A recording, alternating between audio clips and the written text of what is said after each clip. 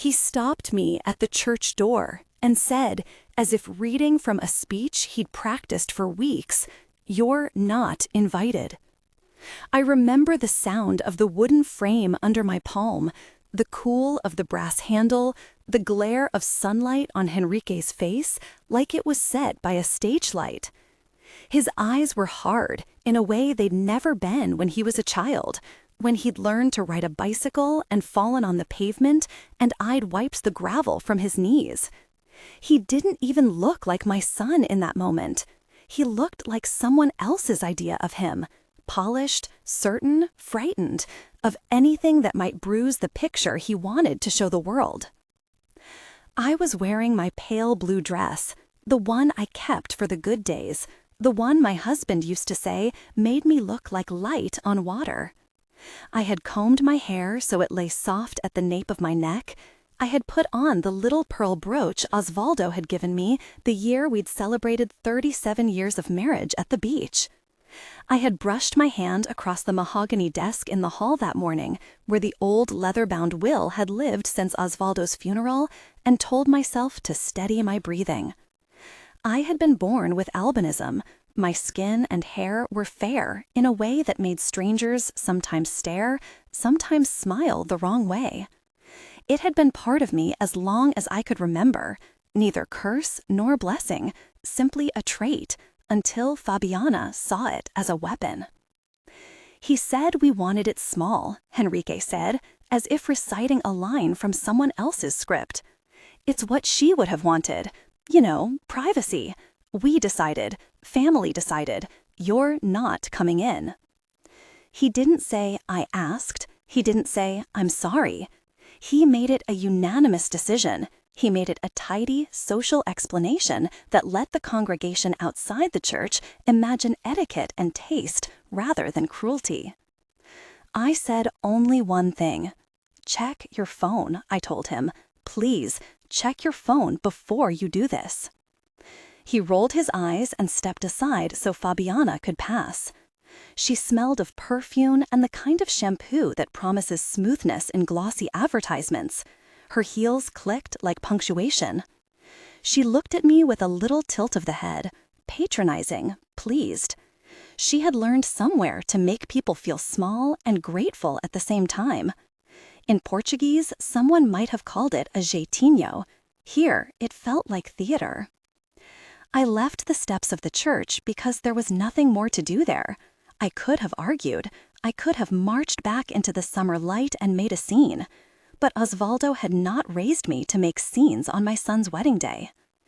In the hall of our apartment later, sitting on the edge of the old sofa where he had once rested his head in the evenings, I let the rejected feeling fold over me like a shawl. My hands smelled faintly of lemon soap. The kitchen clock ticked in a way that had always helped me count grief. Somewhere, a choir that did not yet know they were singing altered their voices into hymns. If you want to follow what happened next, if you want to see how a mother who'd been pushed to the curb found a way back, stay with me and subscribe. I promise there are parts that sting and parts that heal. The funeral was 6 months before the wedding. Osvaldo's chest had given out after a long winter of hospitals and waiting rooms. I sat by his bed and read to him from the old paperback he liked, the one about small towns and stubborn people, because his hand was too weak to hold it.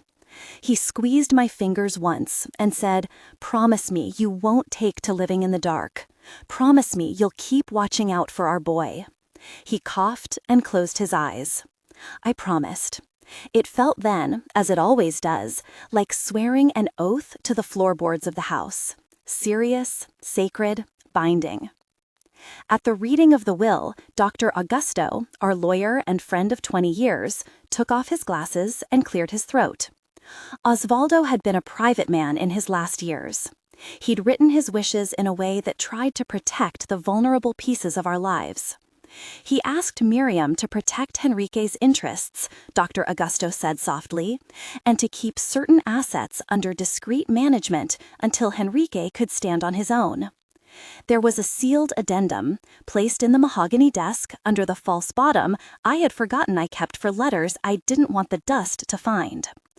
It felt like a relic of our intimacy, the place where he had tucked the details I later learned he thought would be safest with me.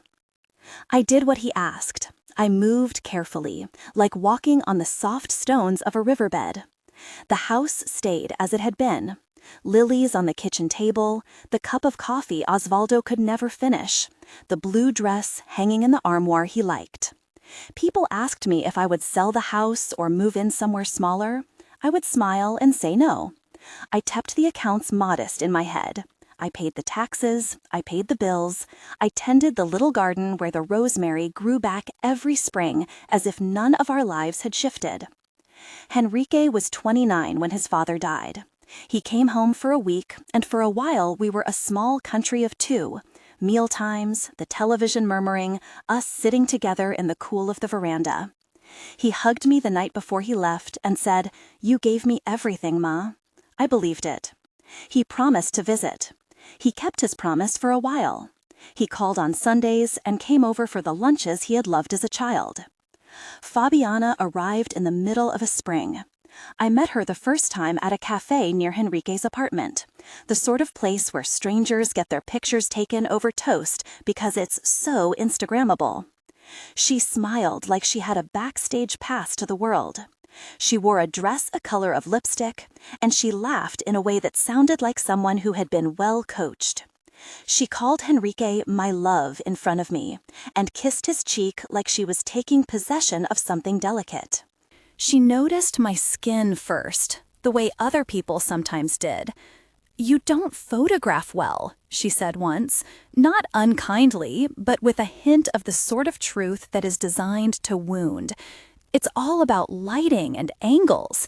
She meant my albinism, the pale hair and skin that made me look different under flashbulbs and stage lights.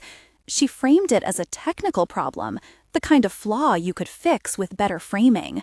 To her, and soon to Henrique, it became an image problem.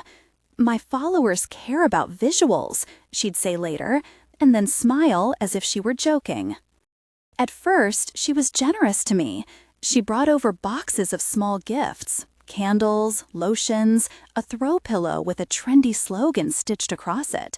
She brought a salad to a Sunday lunch once and announced she knew a decorator who could help me update the living room. She arranged things so that Henrique and I would see less of each other. Brunches scheduled for couples only, an impromptu weekend trip that supposedly would be good for his work, the gradual rebranding of his time as investments in his future. When he began to miss Sundays, she explained it away with careful language. "We're building a life together. It's a transition." The first small request for money came as a favor.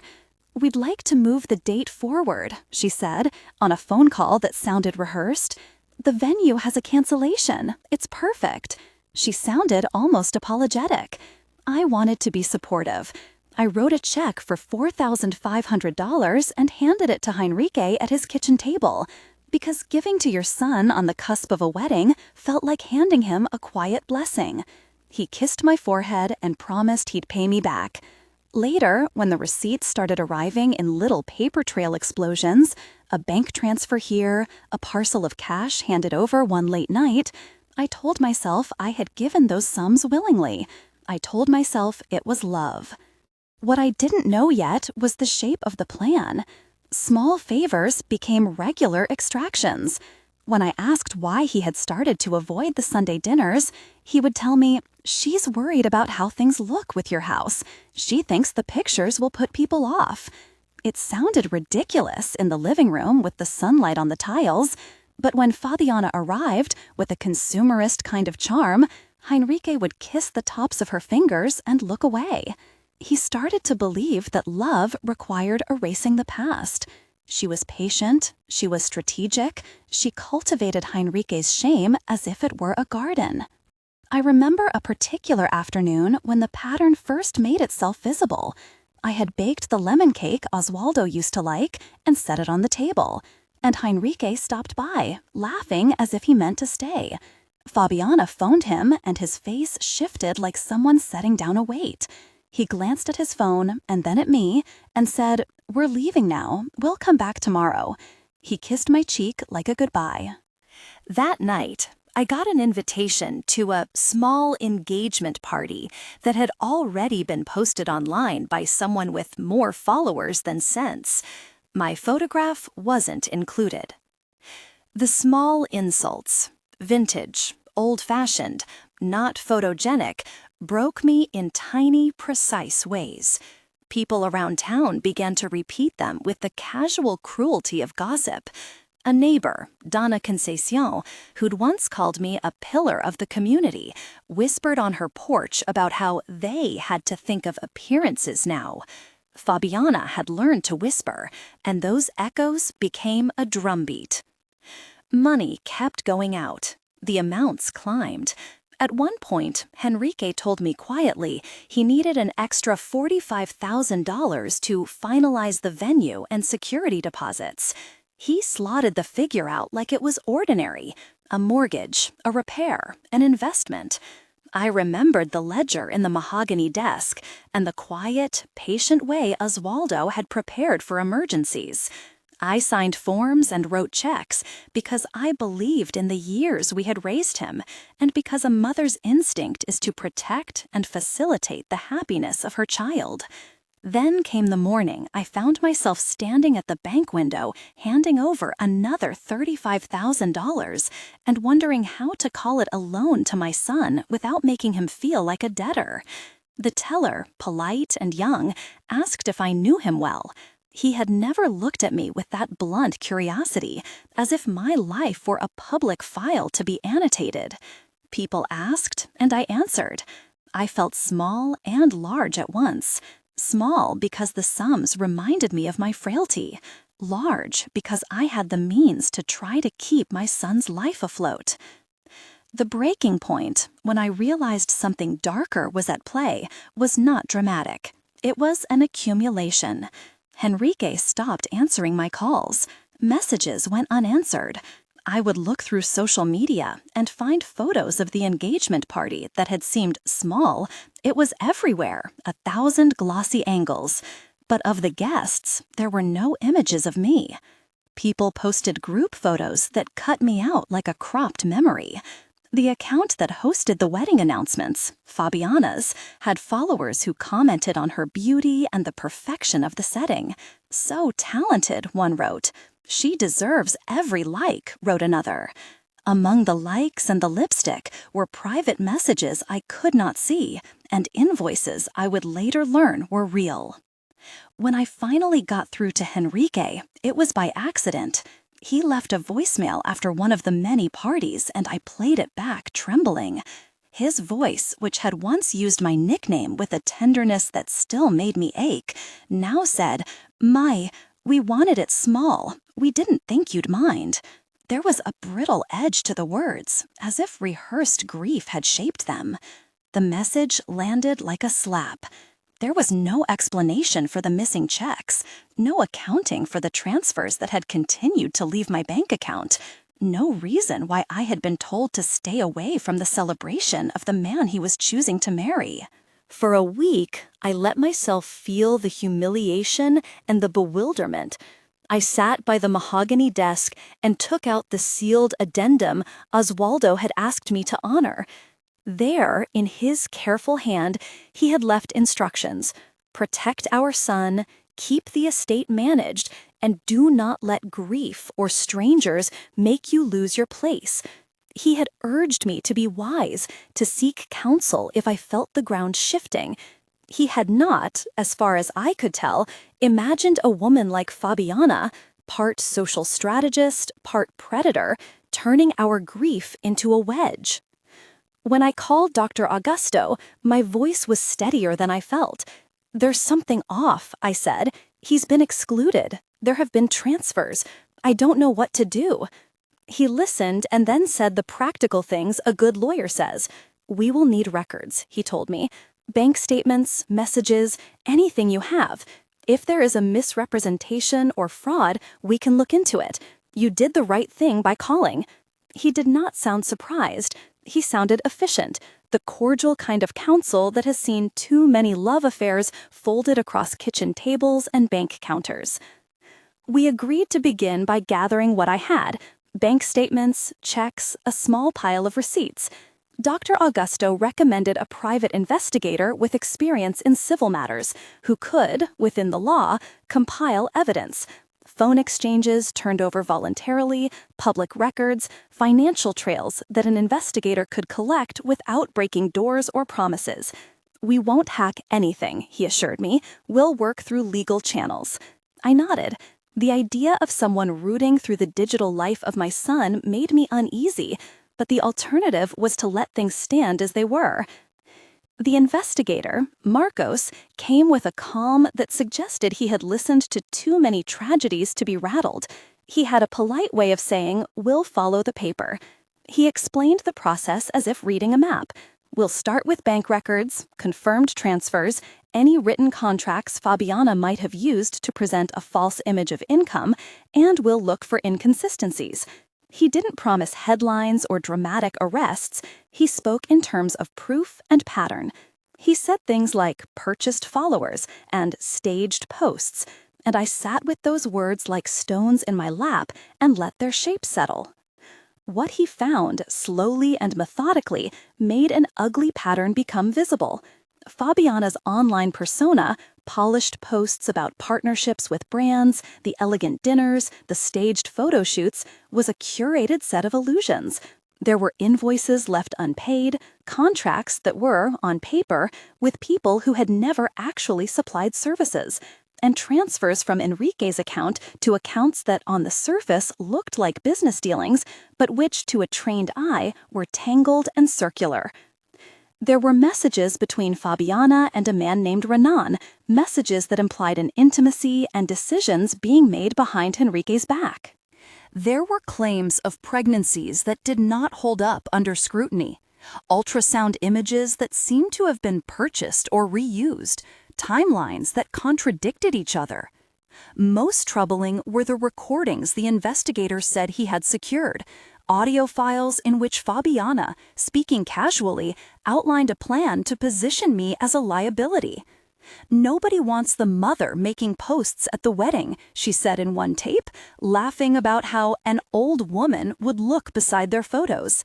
In another, she suggested telling Henrique that I had trouble managing my affairs, that I should be helped by a professional. It was language like interdisant, the word for declaring someone unfit to manage their own affairs, used as if it were an administrative tool. The tone was clinical, not accidental.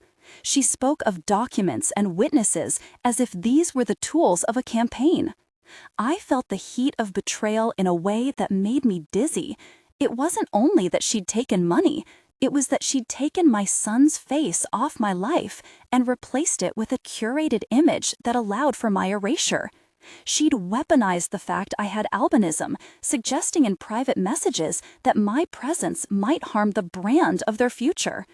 She turned my very difference, the way light sat on my skin and hair, into a reason to be pushed aside.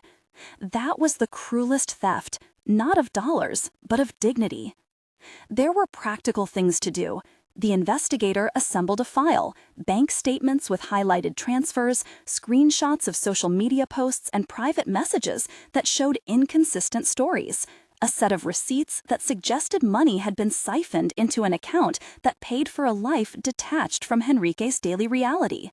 He also found people, testimonials from a few past acquaintances who had felt swindled by Fabiana's promises, a previous woman who said she had been left holding invoices and a small debt. There were names I did not know and records that made me certain this was not a one-off misstep. It was a pattern. Dr. Augusto and Marcos were careful with their language when they presented the evidence to me. They used words like allegation and pattern and civil remedy. They explained the chain of custody, how documents and digital files would be handled so they could be presented in court if necessary. They emphasized legality, no forced entries, no hacking, no unlawful seizures. "We will proceed within the law," Dr. Augusto said. "We will compile what we can that is admissible. We will protect your standing and your son's rights. You are the victim here of manipulation." I nodded, grateful for the steadiness of that voice. It felt as if the floor under me was being reconstructed so I could stand. Yet there was a moral knot I could not loosen. I loved my son enough to protect him, but I could see, too, that any exposure would hurt him. I was not naive. I could imagine the humiliation of him watching a file unspool the truth about the woman he had promised to marry. I could imagine the possibility that, once confronted, he might close even further, or that he might lash out in the only way he had been taught by his new partner, by defending her. There was always risk.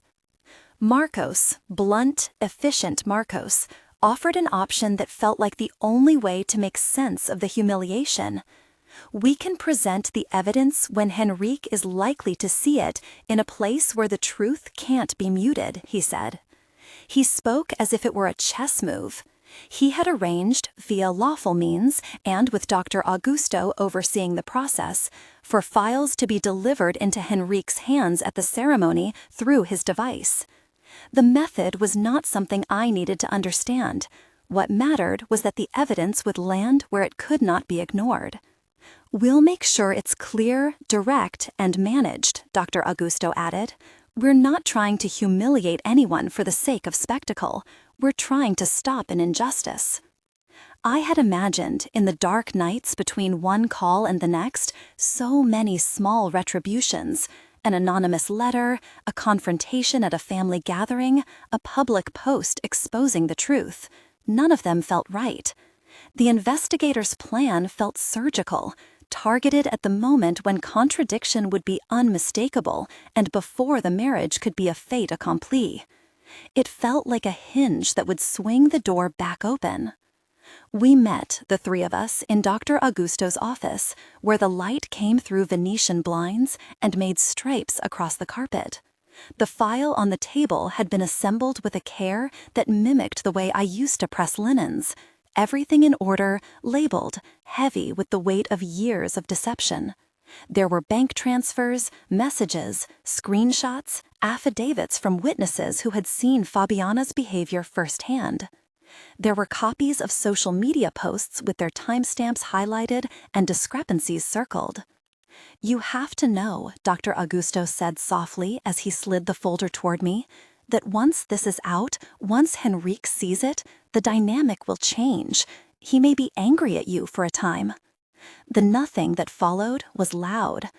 I thought of the times Henrique had called me from a hotel room at 2 a.m. when a rainstorm had stopped his taxi. I thought of the childishness still lodged in the soft space of his shoulder. I thought of the way he had said, "You gave me everything," and how sometimes the word everything can mean only what we let it mean. "I know," I said. I could see suddenly how this decision would map itself onto the years ahead. There would be hearings, perhaps, conversations with his in-laws, gossip that tasted like metal. But I could not unsee the recordings, the receipts, the way she had spoken about me as an obstacle to be moved. If a plan existed to declare me incapable, to set up witnesses and paperwork, then it was better to shine a light on that plan than to let it happen. Marcos tapped the folder with a forefinger as if imprinting an exclamation. "If we present these at the right time, all the inconsistencies will line up," he said. "It's not about showmanship, it's about preventing harm." That word, harm, settled into me like a seed. We arranged the timelines, carefully avoiding anything that might breach a legal boundary. Dr. Augusto insisted on the chain of custody, proof of where files came from, affidavits for the witnesses, confirmation that any digital content was retrieved through lawful channels, or with the necessary consent, or through publicly available records. He made me repeat that I would not try to access Henrique's phone myself, that I would let the professionals handle the legal plumbing. I repeated it until the words felt like armor. When I left Dr. Augusto's office that afternoon, the file sat in my lap in the taxi as if it were a small warm thing.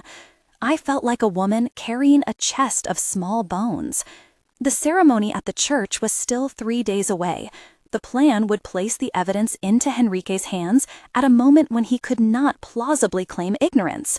I thought about Fabiana's laugh in the recordings, a sound that had once seemed so melodious to him. I thought about Renan, about bank accounts, about purchased images of pregnancy. I tried to imagine Henrique's face when the truth landed. At home, I took out the blue dress again and smoothed the skirt with my hands. I thought of Oswaldo's last request, protect our son. He had not asked me to be silent in the face of harm. He had asked me to be wise. The dress smelled faintly of lemon, like the cake I had once baked for a boy who would become a man. I sat at the mahogany desk where the will lived and laid the file beside it. The pearl brooch lay on top like a promise. Outside, the neighborhood hummed with the ordinary lives of people who did not know our story. A bus hissed past. Donna Concesion's radio was playing something tinny and bright. Inside, I had to decide whether to be the woman who left things undone or the woman who followed the map as Waldo had left me. I knew then, with the slow certainty of someone tracing a thread, that the only way forward would require me to step into a light I had feared. It would require the exposure of a truth that might burn. It would require my son to look at his phone and see not the curated life Fabiana had offered him, but the messy ledger of how that life had been paid for. I smoothed the fabric of the blue dress one more time and put the pearls into the box where I kept things I might one day hand down. I told myself I would go to the church again, not to storm in like an accused woman, not to yell and make a spectacle, but to be present and ready, to stand in a way that made clear who I was and what I had done. I would do it the way Oswaldo might have advised, firm, patient, unshowy. The day of the ceremony approached, and with it a quiet drum of anxiety that sat behind my ribs. People began to post beautiful photographs of tables with candles, of bouquets in the exact shade of spring. Fabric swatches showed up on feeds, and comments accumulated like small indexes of approval. I sat in my kitchen and read them like an outsider examining a playbill. That morning, I put on the pale blue dress again. I sat before the mirror and looked at my face, the hair so light it sometimes seemed to glow, the skin that needed sunscreen even in winter. And in that reflection, I could see the shape of the woman I had been and the shape of the woman I needed to be. I fastened the brooch and took the file from beneath the desk as if it were a history I could hold in my lap. Marcos called to confirm the timing. Dr. Augusto told me to breathe. When I left the apartment, a neighbor opened her window and called, "You look lovely, Miriam." It was a small benediction. I thought of Oswaldo's hands holding mine in the hospital, of the smell of the lemon cake, of the way Henrique used to stumble over his words as a child when he wanted to say something important. I thought of all the mornings I'd given him coffee and a sandwich and a pep talk. On the steps of the church, I paused, feeling the weight of the wooden handle beneath my palm, the same wood that had steadied me months ago. I could still turn away and never show the files to anyone. I could let the veneers stand, let the photographs stay pretty. But I had promised a man, my husband, in the hush between breaths, that I would be the guardian of a son's interests. That promise now felt like a lighthouse lamp in a fog. Henrique's phone buzzed in his pocket somewhere inside the church. I could not see his face, but in my mind, it was the face of a boy I'd once dragged home from a soccer field covered in mud. My knees did not shake. They felt instead steady as the hinges of a door about to be opened. I placed my palm on the brass handle and, without drama, without fanfare, pushed. The pain of what might come and the hope that sometimes truth can undo careful lies sat together in my chest like two people waiting to see if rain would pass. The phone buzzed like a tiny insect trapped in a glass jar. It was loud in the hush of the church. It felt as if every ring echoed off the chandeliers. I had told myself I would not watch the moment. I had rehearsed looking at the stained glass light, at the hymnals, at the backs of people's heads. But when I saw Henrique's hand fumble for the device, when I saw the brief flash of the notification on the screen, I felt my whole body tighten into a single wire. The notification didn't look like much, a file delivery, labeled with a timestamp that matched the exact minute the choir had finished the first verse. That was the point, the timing. The phone did what professionals do when they are precise. It made sure the truth arrived when noise could not smother it. I knew, without thinking, that the folder opened like a door. What came next was a blur of small, sharp images and sounds that a tidy life cannot prepare you for.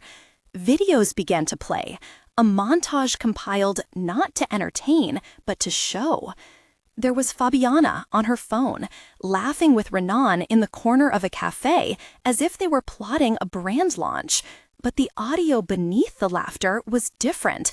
The two of them talking about payments, about timelines, about making sure Henrique signs the contract. There were screenshots of invoices in Renan's name for modeling services he had never performed. Photocopies of contracts that, when compared with the real documents Marcos had obtained, had different fonts and suspiciously uniform signatures. There were sequences of receipts, hotel reservations, luxury dinners, lined against Henrique's bank statements, transfers moving through intermediary accounts in a way that, looked at on paper, read like a laundering of affection into currency. There were audio files, too. One was rough, recorded on a phone in a lower frequency, Fabiana's voice bright and casual, as if she were sharing a private joke. "No one will notice if the mother's not in the photos," she said, a little breathless laugh on the end. "People expect a certain look. We can't have anyone spoiling the feed." Another file, a more hushed recording, was the one that made people around me shift in their seats. In it, she talked about arranging for someone to take care of the issue of me being seen as an obstacle. She used the word interdisown as casually as someone might speak of hiring a decorator, as if paper and procedure could tidy a person away. There was more, images of supposed pregnancy scans that Marcos had traced back to an image bank, timestamps that contradicted the timeline she'd given Henrique, messages to florists, to caterers, to vendors, who later said they had no record of payment or had been given checks that bounced. There were bank statements with transfers routed through multiple accounts that, to the naked eye, seemed anonymous. And a testimonial recording, Fernando Pacheco's voice, calm but wounded, explaining how Fabiana had promised him collaborations and left him in debt. The files formed a lattice of intent. The first audible reaction in the church was not from Fabiana. It was a collective inhalation, a thin, shocked sound that flowed through the pews like wind. The organ, which had been playing in the background, faltered for a second, as if surprised, then stopped. Henrique's face did something I had not seen on it in years. It clouded, like a photograph left in the rain. He leaned forward as if to block the view, but his fingers only flailed a little, the gesture of a man startled awake. Fabiana's expression changed faster than a lake in storm. There was a microsecond when she smiled, as if this were a clever turn in a script. Then the smile cracked. Her hands, always so measured, so manicured, flew to her mouth as if to catch something falling. She turned toward Henrique, eyes wide, and said something I could not hear from where I stood, a string of small, flurried words that might have been apology or instruction. Her voice was high and sharp, the pitch of someone discovering that a plan has unraveled. Henrique's screen kept moving through files. There was one the investigator had insisted on placing first, a video that looked like it had been sent from my number earlier that morning, a soft, steady image of my face. I had recorded it 3 nights before, not to shame him, but to explain in a mother's voice why I had chosen to fight. I spoke of Osvaldo and his request. I explained with simple sentences the evidence that had convinced me. I apologized in the way only a parent can, to say I had tried too protectively, that I had hoped love alone would be enough, and that now I wanted him to see what the evidence showed before making forever decisions. It felt like handing him a mirror that would not turn away. He watched that video in a way I had never seen him watch anything, not as an accusation, but as the arrival of a fact he had been too in love to see. His lips moved as if forming the syllables of a child learning to read. I could see the ache in the hollow beneath his cheek. He quickly toggled back to the audio file with Fabiana's recorded words. There was the laugh, the casual dismissal of me. He scrolled through messages as if trying to find a single message that would make sense of the pattern. His hand shook. When he turned to Fabiana, his voice was small at first, and then raised by disbelief. "Is this true?" he asked. The question was the most childlike thing about him in that moment, not an accusation, but a plea to be told he was mistaken. Fabiana, for a few seconds, did the thing predators sometimes do when cornered. She performed outrage. "These are lies," she said, loud enough for the front rows to hear. "Someone is trying to ruin us. I love you, Henrique. You know that." Her smile returned in a defensive twitch. Henrique's eyes went from her to me and back again, as if searching for a seam he could undo. "Why would you?" he began, then stopped. I could read the paragraph of his life dissolving word by word. Words in the choir loft faltered, and someone began to whisper. A woman in a hat 2 pews ahead turned and stared. I felt oxygen thinning in my chest. Then, as if the church had been rewritten in one instant, Henrique stood up and walked down the aisle toward Fabiana. He was handsome even in brokenness. People who do not know their children as I do would have only noticed the tragic hero, not the lost boy. "Is this true?" he asked again, but now the question was edged with a pain that could not be contained. Fabiana's cheeks flushed. Her fingers tightened on the bouquet as if it were a talisman. Henrique's eyes went from her to me and back again, as if searching for a seam he could undo. "Why would you?" he began, then stopped. I could read the paragraph of his life dissolving word by word. Words in the choir loft faltered, and someone began to whisper. A woman in a hat 2 pews ahead turned and stared. I felt oxygen thinning in my chest. Then, as if the church had been rewritten in one instant, Henrique stood up and walked down the aisle toward Fabiana. He was handsome even in brokenness. People who do not know their children as I do would have only noticed the tragic hero, not the lost boy. "Is this true?" he asked again, but now the question was edged with a pain that could not be contained. Fabiana's cheeks flushed. Her fingers tightened on the bouquet as if it were a talisman. She opened her mouth and said, "You don't understand. There are explanations." The next sound that made me feel like the floor slipped underneath my feet was not a shout, but a single sob from Henrique. It was the kind of sound that undid the scaffolding of years. He turned away from Fabiana like someone stepping back from a fire that he had once thought warm. He ran. He left the church in a scattering of hands and hearsay. The guests, stunned, pressed to the doorway to watch a man who had been wearing a tuxedo 1 minute break loose from a life with a woman who had presented him only a curated shine. I stayed where I was because moving felt like dismissing the gravity of what had just happened. Some people described what followed as a collapse. Others called it a scene. A few of Fabiana's friends rose, angry and loud, striking the only posture they had rehearsed. "How dare you? How dare you use this day?" But Marcos and Dr. Augusto had planned for this. They had alerted a discreet assistant who immediately stepped forward and produced printed pages, copies of invoices, clear sequences of bank transfers, statements from vendors who confirmed non-payment, and the affidavit from Fernando Pacheco describing a pattern of behavior. For the first time in months, paperwork that had lived in a mahogany folder and the files stored in a secure cloud were no longer abstractions. They were objects in the hands of reasonable people with clear timestamps and signatures. I remember someone, Mrs. Lobo from Henrique's architectural firm, saying under her breath, "It's all here."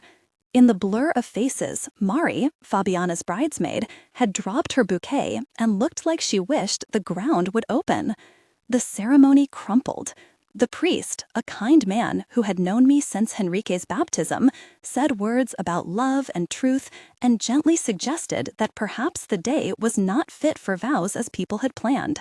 There were murmured arguments. Someone called the venue manager. A few guests left quietly, a few stayed, bewildered, probably to watch a life undo. Outside the church, in the sudden brightness, Henrique sat on the curb with his head in his hands, like someone who had been punched. I approached with the slow steps of someone stepping into another's grief and put a hand on his shoulder. His cheek had the sharpness of a man who had slept badly the last months. He flinched at first, then did not move away. "My," he said, voice raw. He looked up at me with eyes I could read, desperate, ashamed, angry, mortified. He reached into his pocket, and with a trembling hand, he handed me his phone. There in the gallery was the folder, the files he had scrolled through. He looked at me as if the phone were a confession, and he wanted to know if I had been the one to open it. Why, he asked. And it was not the question of a spurned lover or an embarrassed fiancé. It was the question of a son who wanted to know why his world had been rearranged in the night. I could have told him any number of things. I could have defended myself with prayers to my dead husband or explanations about legal thresholds. But the simplest thing, the thing that would give him a footing, was truth. I told him what I had told the camera earlier, that I had followed the paper trail, that I had learned of the invoices and of the fake pregnancy images, of Renan's messages that were not merely flirtation, but involved practical arrangements to siphon funds. I explained how Dr. Augusto and Marcos had been present and that the files were handled through legal channels. I did not say his name as a weapon. I said it as balm. I did it because of what they planned to do to you, I said, and because someone must tell the truth. Henrique's shoulders trembled. He slid down until his back rested on the church's stone wall. For a long time, he said nothing. I sat beside him. There was a rawness there I had no right to fix, and for once, there were no platitudes that could help. He held my hand, and for a moment, it felt like the boy who had learned to skate on the pond and cried when he fell. The weeks that followed were messy and public. Fabiana's friends began to retract statements as more evidence emerged. Vendors who had once praised her work for their portfolios now produced canceled checks and emails that never received payment. The police, called by several people after discrepancies and formal complaints were filed, opened an inquiry. I will not say she was immediately convicted. I will say she was charged and removed from many of her online platforms as investigators triangulated payments and statements. The legal process began its slow, bureaucratic work: notices, subpoenas, interview rooms. Dr. Augusto guided me through it without ceremony and with the steady competence of a man who knows that law is often a slow machine. Henrique's first week after the wedding felt like a man waking in another country. He went to Dr. Augusto for advice, not about custody or contracts, but about the simplest of things: how to say, "I'm sorry," without shrinking. He agreed, with a voice like a reed, to attend therapy. He spoke with Fernando Pacheco, who was brave enough to give a recorded statement about his experience. He called people he had been close to and simply said, "I am sorry," which in that week was a sentence that sometimes broke the mouth to form. There were moments of fury, too. I had never wanted to see Fabiana humiliated for the sake of spectacle, but when a woman who had built a life on curated images tried to deny what was plainly visible, There were faces in court and online that wanted a reckoning. The tabloids, to be frank, showed little restraint, but law and family proceeded on different tracks.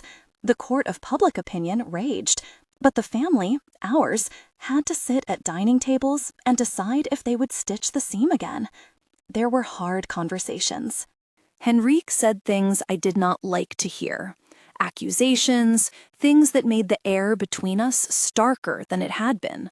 But he also said things that belonged to a man who was finally waking up, that he had been ashamed of his mother without understanding why he felt that shame, that he had allowed someone else to name his life, that he had believed in a glamour that in truth had been bought. He cried more than once, and then argued in a way I had not seen since he was 12, with the fierce honesty of someone who wants their mistakes to be true lessons. Carolina arrived softly into that space, and she arrived like the kind of person who brings soup to a neighbor after a winter storm. She worked in a small nonprofit that helped people transition back into work after financial abuse. She had met Fernando, in fact, at a community meeting. She wasn't a dramatic savior. She was a patient listener who knew how to keep company with shame without making it into a sermon. Henrique met her at one of the support group meetings Dr. Augusto suggested. He had gone reluctantly, like someone dragging a reluctant foot through an unfamiliar door. Carolina's presence was steady, not flashy. Her laughter had no audience to feed. In time, she became a friend, then someone who understood how to hold the tenderness Henrique needed without trying to fix it in a headline. She came to court with him once, sitting quiet, holding his hand when he started to shake. She later sat at our kitchen table and listened as I told her about the lemon cake Osvaldo loved. I do not tell this to make her into a hero. She was simply another gentle, honest person who decided that caring for a man trying to put himself back together was a good way to spend an afternoon. Over months, she became part of our Sunday routine, bringing a tub of coleslaw, sometimes a loaf of bread, sometimes a story about the rare plants she kept on her windowsill. The presence of someone who loved Henrique for who he was, not for the image he carried, did more to stitch him than anything else. In the months that followed, certain things had to be repaired formally. Audits to the accounts, insolvency claims by vendors who had been left in the lurch, emotional restitution that no court can mandate. Dr. Augusto negotiated settlements where he could. Marcos's dossier became an exhibit that lawyers used to ask hard questions in depositions. The authorities filed charges based on the pattern we had exposed. As the case moved forward, Fabiana's access to certain bank accounts was limited. I will not prognosticate about the final verdict. Justice is, I have learned the hard way, often patient and languid, but it does lean toward facts if those facts are presented clearly. There were other, quieter repairs. Henrique learned to call me on Sundays again and to come for the lunches he had once loved. I do not tell this to make her into a hero. She was simply another gentle, honest person who decided that caring for a man trying to put himself back together was a good way to spend an afternoon. Over months, she became part of our Sunday routine, bringing a tub of coleslaw, sometimes a loaf of bread, sometimes a story about the rare plants she kept on her windowsill. The presence of someone who loved Henrique for who he was, not for the image he carried, did more to stitch him than anything else. In the months that followed, certain things had to be repaired formally. Audits to the accounts, insolvency claims by vendors who had been left in the lurch, emotional restitution that no court can mandate. Dr. Augusto negotiated settlements where he could. Marcos's dossier became an exhibit that lawyers used to ask hard questions in depositions. The authorities filed charges based on the pattern we had exposed. As the case moved forward, Fabiana's access to certain bank accounts was limited. I will not prognosticate about the final verdict. Justice is, I have learned the hard way, often patient and languid, but it does lean toward facts if those facts are presented clearly. There were other, quieter repairs. Henrique learned to call me on Sundays again and to come for the lunches he had once loved. He began to sit across from me and to tell me things he had thought better left unsaid, about the shame that had been whispered to him by people he had trusted, about the seductive ease of someone who promises to make life prettier for you.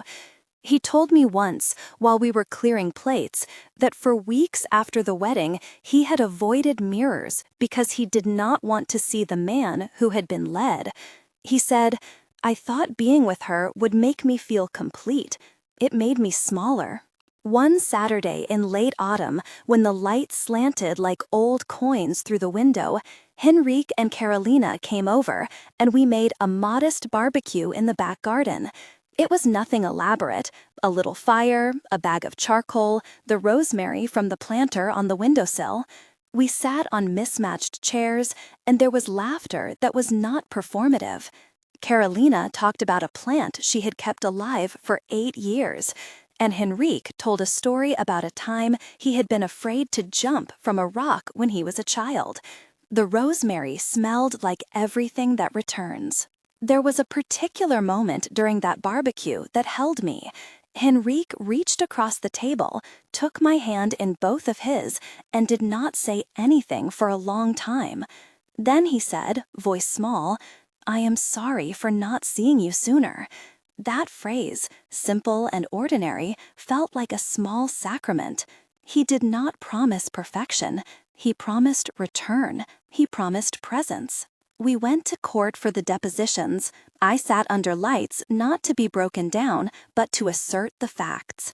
There were lawyers who asked questions about my competence, and friends who testified on my behalf. I held my hand steady as I read certain entries from the mahogany desk ledger, and as Marcos explained, calmly, the way he had gathered timelines and testimonies within legal boundaries. The chain of custody had been kept, and the documents had been notarized and dated. Dr. Augusto's professionalism shone in those rooms like a lamp. The case dragged in the way legal things do: delays, procedural challenges, motions, but the pattern was clear, and the community knew it. People who had once commented on Fabiana's looks now had to look at financial documents and at the lives of the people she had left behind. Fernando's testimony helped more than once. Other names emerged, and eventually civil remedies were sought. I will say this: there were consequences. There were criminal charges. There were settlements. There were apologies given in small voices. There were accounts closed, some with money returned, some with consequences that had to be lived with. The legal path was not quick, but it was precise enough to stop a plan that had harmed my son and threatened my dignity. Healing, I learned, is not a single moment, but a set of minutes stitched together. We went back to Sundays in a way that felt as if we were learning an old song anew. I found joy in the small things that had seemed frivolous before. The way onions caramelize when you cook slowly, the way a certain corner of the sofa remembers the indentation of a familiar body. Henrique began to bring me small things that were unremarkable and therefore perfect. A jar of coffee, a book he thought I might like. Carolina brought plants and a kind of attention that was quiet and practical. She helped me change the bulbs on the lamp that had gone dim in the sitting room and bought a new apron because mine had a tear. There were conversations that had to be had about boundaries. I had at times given too much because giving was how I had loved. That is a thing many mothers understand and many children do not until later. There were things I could have done differently. There were signs I had chosen not to see because I did not want to be the mother who does not trust. I acknowledged that in therapy with Henrique and sometimes out loud over dinner. He forgave me the way people do when they have known time, slowly, with laughter that had nothing to do with forgetting and everything to do with choosing to belong again. Fabiana, as one might expect, did not become a ghost. She had lawyers of her own. She posted a statement that mixed indignation with the kind of carefully curated heartbreak that, for a while, sparked comment wars. But her ability to define Henrique's life had been broken the day the files landed in his phone. Her accounts diminished, her invitations dried up, and the shine she had cultivated in public dimmed into something more ordinary. One evening, some months after the wedding collapse, Henrique and I sat on the veranda where the rosemary grows. The heat of the day had retreated. The sky had that thin, honest blue that means winter is coming. He told me about small things, a meeting at work, a book he liked, a friend who had gotten married, and we laughed at something only we knew. He said, "You were right to act, not because I wanted you to control my life, but because you loved me enough to see that someone was trying to shape it for profit." He did not say it with triumph. He said it with the quiet gratitude of a man who had been saved from a wrong path. I will not romanticize the process. There were times when I felt the old sting of humiliation, when I saw a comment and felt the echo of Fabiana's laughter in my head, when I woke at night and worried about old men's wills and the fragility of trust. There were also moments of surprising joy. A neighbor bringing over a pie, a small child waving at me in the street, a church choir that welcomed me back as if one could simply be welcomed. These small things matter. They mend the edges. As the year turned, we established new rituals. Sundays were for lunch and for sitting together. We took little trips, not the kind that appear on social media, but the kind that fill the rib cage. A ferry ride to a neighboring town, a walk along the river, photography of the things we liked for ourselves and not for approval. Henrique and Carolina grew closer, slowly, in a way that felt as if they were two people building a house without blueprints, sometimes tentative, sometimes confident, always choosing to knock down walls that would separate them from family. I found, too, that dignity returns when people act with it. I learned that the best defense of a life is evidence, kept carefully and presented calmly. I did not revel in the exposure that had humiliated Fabiana. I sought only to protect my son and to assert, clearly and plainly, what is true. The mahogany desk remained in the hall, and sometimes I would slide my hand over its surface like someone touching an old map. There were small reckonings with my own heart. I recognized how much I had conflated love with expedience, the belief that money could buy safety or that silence could buy peace. I had learned that love is often the more difficult path, that says no when you must say no, that sets boundaries, that calls a lawyer when necessary. I had been taught, by Osvaldo's last request, to protect my son not by taking away his choices, but by protecting him from those who would profit from his affection. In the late spring, after the legal dust had settled enough for quiet to return, we held a small gathering in the backyard. No fanfare, no bridesmaids in stilettos, just a barbecue with neighbors who had stayed, friends who meant well, and that rosemary again, doing its small work. The table was covered with a checkered cloth that had faded at the edges. The children ran underfoot. Carolina brought a pitcher of iced tea, and Henrique told a story that made everyone laugh until their ribs hurt. I watched them and felt something like peace settle into the place where grief and anger once lived. At one point, Henrique came and knelt, not theatrically, but simply beside my chair. He took my hand and held it as a man might hold the hand of a mother who had not been perfect but had been steadfast. "You kept your promise," he said, voice even, to him, to me. I answered with the truth that had guided me, that promises are kept not by isolation but by clear actions. I told him I had kept his father's wish because fidelity can sometimes be practical, a ledger, a lawyer, and a stubborn heart. People have asked me, some in sympathy and some in curiosity, whether I regret pressing the button that sent those files into Henrique's phone in the church. They want to know whether the spectacle was worth the cost. My answer is always the same. I regret the pain it caused him in the short term. I do not regret the freedom it bought him in the long term. There is a difference between spectacle and necessity. We chose the latter. If there is a lesson I have learned beyond the practical matters of law and evidence, it is that dignity is built in small acts. It is in keeping a ledger. It is in being honest about the sums you give, the reasons you give them. It is in teaching a son how to say no to those who would make his love transactional. It is also in accepting that sometimes the people we love will make mistakes that require us to act beyond sentiment. When I look back now at the day I stood at the church door, I do not see only the cruelty. I see a turning point. I see a moment when my son learned to look at his life and not merely at the images of it. I see the moment when a polished mask slipped long enough for the world to reveal what lay beneath. The last time I visited the mahogany desk before I put the old ledger away, I sat with the pearl brooch in my hand and thought of Osvaldo's fingers, the way they closed around mine in that hospital room. I thought of the oath. I had kept it in the way I could. I had not saved a marriage or stopped all pain, but I had taught, in my small way, that love can be fierce and that sometimes protection requires action. Friends say the story turned out like a movie, dramatic, cathartic, with a tidy ending. Life, of course, is not tidy. There are legal appeals and small resentments, and the occasional pang when I see a post from a person in our town who never answered his calls that year.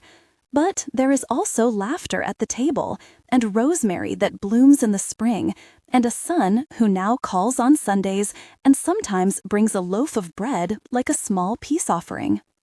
If you ask me what I wish for other mothers, other sons, other people facing the slow loss of a person to someone else's polished promises, I would say this: pay attention to the small things.